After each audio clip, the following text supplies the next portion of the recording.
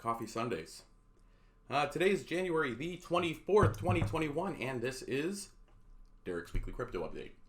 This week we're going to be going over a couple things like dollar cost averaging when you're purchasing a coin of your choice. We're going to be going over our weekly updates on Zcash and Bitcoin, and I'm going to take you along a couple articles as well. Hope you enjoy and stay tuned. All right, and this week has been a pretty crazy week. It's been going up and down. Bitcoin actually fell to 28,000, but if we want to take a look at how our 1 week charts have gone, Bitcoin's actually down 10.18% to 32,739. Bitcoin actually fell down as low as in the mid 27s, right around $28,000 it had a candle drop down to. So it did come back up. Zcash also down 18.85% to 88.61. Zcash just hit an 800-day all-time high. Expected to be a little bit of a consolidation. I think Bitcoin falling back and the entire cryptocurrency falling back had a lot to do with it. I'm going to take a look at the cryptocurrency total market cap to show you we're now under $1 trillion again. So it's been going pretty much up and down. A lot of the coins are just moving around. When Bitcoin finds these periods of stagnation, you'll often find that's when alts start really booming. You've seen a lot of that with Polkadot this past week. We've seen a lot of that with some of the other coins too, like in the past couple weeks. Bitcoin Cash, Bitcoin SB, they've all been coming up pretty quickly too. I remember looking a couple weeks ago and seeing a 80% day in Bitcoin Cash, and I thought that was pretty crazy. But let's go over the coin market cap and see what else is going on in the world of crypto. All right, and taking a look at our global cryptocurrency market cap, we are currently sitting around $958 billion. If you see, we're clear above our all-time high, prior all-time high right over here, which is right around 800 billion. We've been hovering right around the $1 trillion mark for a while. If you look, we have a big uptick in volume. If you look over here, all the way up to like almost $200 billion there was on the 6th of January. So there is a big uptick in volume. Typically with upticks in volume, you're going to see price reactions moving upwards. It's pretty interesting to see though. What we're going to look at, what we really want to look at is to see how we're coming up here. And it's still a gradual increase, and it looks like we've been fighting a bit of resistance around the $1 trillion market cap. I think once it really pushes through here and goes above, you're going to see a big uptick that's going to really increase the market cap of crypto over the $2-3 trillion mark, and that should be by mid-year. Looking over at the current prices for all of our coins, we see all of our coins are pretty much, if we look at the 7-day, in the red. We got Uniswap, a DEX, which is up 34.6%. Like I said in my last video, one of the things you're going to want to look for is you're going to want to look for these DEXs. That's going to be my next purchase, and I really think that should be something that everyone should look to if they're going to have privacy coins in their portfolio.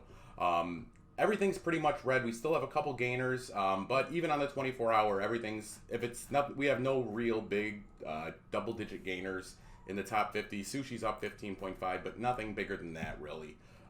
So right now, we're still in a period of consolidation. Let's look at the Bitcoin and the Zcash charts, and then we'll go from there. But right now, I mean, pretty much it looks like it's going to be, we're still in a period of consolidation where we still have $116 billion in volume on a $957 billion market cap.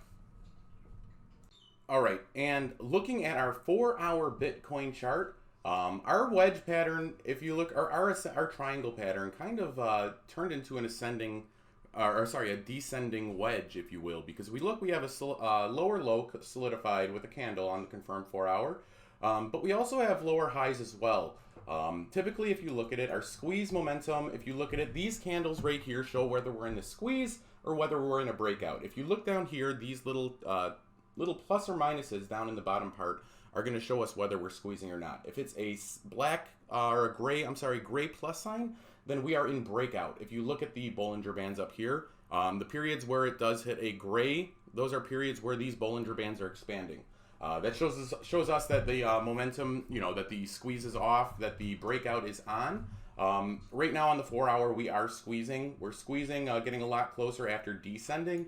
What we're going to look for is to break below 28,000 or to break above 35,000 coming up, maybe even 37. That's what we're going to look to see for a trend. Right now, after a big gain, I think we're going to be experiencing a small period of consolidation. It's crucial for us to now break up and ride the Bollinger Band up when we break up instead of riding it down.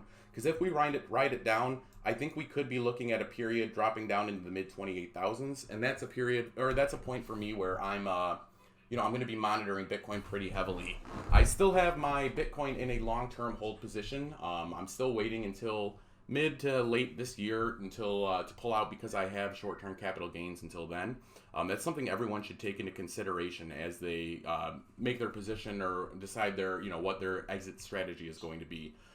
Figure out, what you're going to do, how much you're going to be paying taxes, because if you live in the United States, you are subject to capital gains tax, and that's it does give a little bit of benefits for holding it over the 1 year point as opposed to just buying and selling on a whim.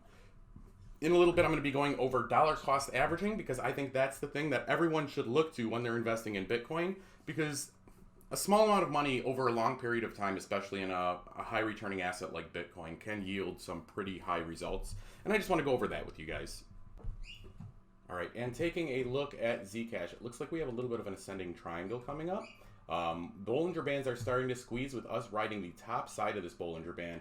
What I'd be looking to see is I'm going to look to see when the breakout occurs on this, because we've had periods where we've come up here and then, if you see it here, the squeeze momentum it's still squeezing, and then the breakout, as it's riding the top side of the Bollinger Band, keeps riding that top side of the Bollinger Band, so it's really riding the volatility here.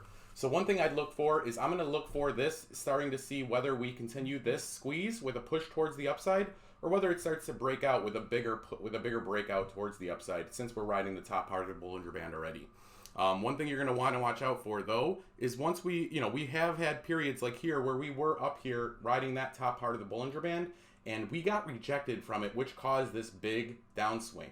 If you look at here, we were squeezing going into the downswing. It looked like we were kind of coming a little bit of the squeeze momentum to the positive side, but then it did break out, started to squeeze a little more, and broke out further to the downside. So this is what I'm going to watch for. I'm going to watch for this 4-hour chart and see where the squeeze comes in on this, and I'm going to hope that that keeps riding the top part of the squeeze, because I think if we do hit $100 again, I think that's going to be a breakout to the upside, and I think we're going to continue this general upswing that we've had over the past few months. This is something to look out for, but keep an eye on this. I'm going to keep an eye on this ascending triangle, and then I'm going to see, we're going to come back here in a week and see how it's playing out. The Bitcoin one last week didn't play out like we expected it because the squeeze fell down to the negative side. It's just something for you guys to look out for. All right, and one of the tools I want everyone to go to is DCABTC.com. This is basically the dollar cost average calculator for Bitcoin. And it really, this is one of the things that I like telling everybody about is you can make your purchases if you really want to get invested and you want to expose yourself heavily to Bitcoin right away. It's your decision, it's your money. You can go ahead and make a big purchase right away to start your initial investment. But one of the things I recommend to everybody is dollar cost averaging your Bitcoin. This, for example, is the basic idea, like $50 every 2 weeks for the past 5 years. If you started 5 years ago, would net you a total of $120,722. That's a 1,700% change, and that's pretty crazy when you look at the other assets. If you want to compare to the other assets right here, we can look. If you did the same thing for gold, your gold value would be $9,400. If you did the same thing, there's gold, Bitcoin, and the Dow Jones Industrial Average. So while gold is $9,300, the Dow Jones, if you had invested that $6,500, is $8,607. One of the big things I like to really pose is the question of what kind of gains are you looking for? For me personally, I'm a little bit more exposed to the crypto market because I have a lot less responsibilities when it comes to my fiscal responsibilities. I'm able to expose myself a little bit more to Bitcoin because I'm not that concerned as, with what happens with the money. Everyone has their own level of exposure and what they're comfortable with. I recommend you just assess that and try to make yourself so you have investments in the future, but also, you can live comfortably and you're not striving paycheck to paycheck. Just to give you an idea, if you say you wanted to do this every week, you wanted to buy Bitcoin every week and you wanted to put 25 or even like $75 in it, or you say $100 every week, because that would put you at $5,200 every year. If you did that 5 years ago, you're talking about a much bigger increase. Literally 1,700% increase. If you've done that for the past 7 years, and you started 7 years ago, I mean, you're looking at a $1.5 million return on $36,600 invested. I mean, 4,100%. You're never going to see gains like this in any other market. I think until we get the market saturated, until Bitcoin gets distributed not equally, but until everyone starts buying more Bitcoin, I think we're still going to be seeing these percentage gains. And I think the big investments by a lot of the bigger players in Bitcoin, like MicroStrategy and MicroStrategy, PayPal, Cash App, I think they're all going to be a big reason why we're going to have Bitcoin increase so much. If you look over here, we have Bitcoin, $1.5 million, your Bitcoin value would be, and $36,000 invested. I still can't stress how important it is when you do your Bitcoin, when you decide how much you want to invest, buy it over the long run. Don't buy it and sell it depending on your feel. Don't buy it based on your emotion. Bitcoin's a really emotional roller coaster. I've been in it now for about 8 years, and I can tell you more than anything that if you get caught up in the buying and selling, depending on, how you feel or what you think Bitcoin's going to do, you're going to get beat every time. I tried doing that in the 2017 market. I tried buying and selling alts just to change my reserves over back to Bitcoin. But you'll find that a lot of these trades are done now by machine algorithms. So you're not gonna be able to beat these machines who are trying to trade to make 0.5% to 1% on every trade just so they can have that long-term gains. You're not a machine. You're not going to be able to predict as good as they are. And for a lot of people who are just getting into crypto, you're not exposed or you're not comfortable with an exposure to the market or understanding how charting works. I'm still not comfortable. I just take guesses. So like my end game is not really playing the charts. It's more just trying to get an opinion on what really is going on in the Bitcoin market at any given time. So there's an article today in NASDAQ.com that I wanted to just go over really quick. It's why Ethereum is the most compelling alternative to Bitcoin today. One of the things that I've never really stressed on this channel, but Ethereum is a coin. If you own Bitcoin, a lot of people say that you should own Ethereum. Personally, I do not right now, but it is in my to-buy assets of the future. Basically, I just wanted to go over it because, well, they said in this article, Bitcoin's the king of crypto world, and with good reason. First mover advantage is a real thing, and it's paid off in spades for Bitcoin. Again, that's so true. Bitcoin being the first mover is going to give it the economic advantage unless something else, another alternative does have other features or other built-in measures that make it more desirable. Bitcoin does have the great feature that whenever something else does happen, they seem to find a solution for it within the Bitcoin mainframe and Bitcoin network, and they actually have they have a great team of developers that are working on it to try and implement new stuff to keep the Bitcoin network the top network. Ethereum 2.0 is on the way though, and that's one thing I wanted to bring up because right now they handle about 30 transactions per second, and that does increase not only the gas cost, which is the amount to transact on the Ethereum network, but it also increases the, it'll decrease that cost. It'll also, Ethereum 2.0, by moving to a proof of stake, is also going to increase the amount of transactions that it can handle per second to 100,000 transactions per second. That's miles and miles ahead of where it is right now. And it's one of the reasons why a lot of people are purchasing Ethereum, simply for, just having enough to own a staking node, which is 32 Ethereum. It could finally be the means that allows us to disrupt the financial world, as this article says. Ethereum is the network. It's like the AWS of the internet. It's basically it'll be the main blockchain that a lot of these other smaller tokens are run on. And it allows them, by allowing 100,000 transactions per second, it'll allow most of them to transact quite cheap and quite quickly. Smart contracts are another thing with Ethereum that I really wanted to go over, and this is a really important category right here that I just wanted to read to you guys and go over. Ethereum smart contracts could finally change this. As Ethereum backers describe it, a smart contract is like a digital vending machine. You can program the smart contracts to resolve in a certain way based on what information comes in. This allows you to process many types of legal questions without a human. On its website, Ethereum states that, like a vending machine, removes the need for a vendor employee. Smart contracts can replace intermediaries in many industries. This is one of the things you're going to look for this, as a lot of the middlemen are going to be removed in this, if Ethereum has its way. If you look at this, this can be used to replace lawyers in many situations. Possible use cases include supply chain management, voting system security purchases, tourism, more.